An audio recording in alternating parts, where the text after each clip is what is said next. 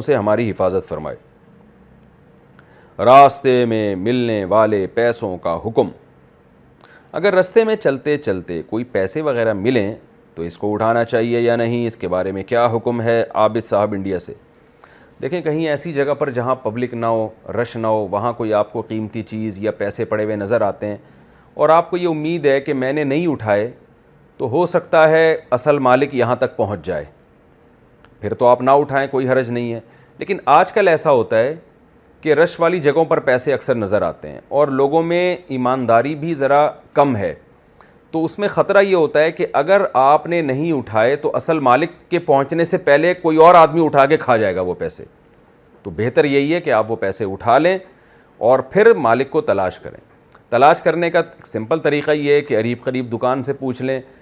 اپنا نمبر دے دیں دکان والے کو، یا اور کوئی طریقہ استعمال کریں کہ بھائی کوئی بندہ اگر یہاں آئے نا اور پیسے تلاش کرتا ہوا نظر آئے تو مجھ سے رابطہ کرنا۔ تو اس طرح سے جو ہے نا اصل مالک تک پہنچائیں گے، آپ کو بے انتہا ثواب ملے گا۔ اور آپ نے پوری کوشش کر لی اصل مالک تک پہنچنے کی ہر طرح سے، پھر بھی وہ نہیں مل رہا،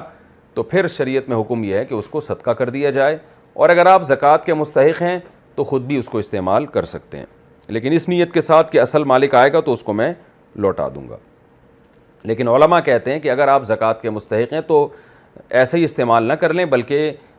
باقاعدہ کسی کو گواہ بنائیں کہ بھئی یہ میرے پیسے نہیں ہیں، یہ کسی کی امانت ہے، وہ بندہ مجھے مل نہیں رہا، تو جب تک وہ بندہ نہیں ملتا تو میں ان کو استعمال کر رہا ہوں، اس شرط کے ساتھ کہ جیسے ہی وہ آئے گا تو میں اپنی جیب سے پیسے ادا کروں گا۔